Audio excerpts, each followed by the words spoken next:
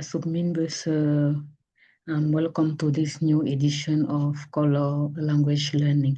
It's still me, Roslyn, your Kòlò teacher, and today we are going to see the paronyms in Kòlò language. You know, paronyms are words that are likely similar in spelling and in writing. So let's move on to the screen to see the first paronyms we are going to learn today. The first one, I hope everybody is seeing the screen. The first one is femme. Femme, femme. Femme, the first femme means to almost do something. We have example here. Me femme coup. I almost fell.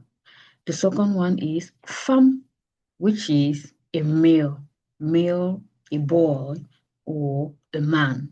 The example here is and a man, femme. Maybe if you are talking about a baby and you have to distinguish the sex, you can say and a man, femme, which means he is a boy.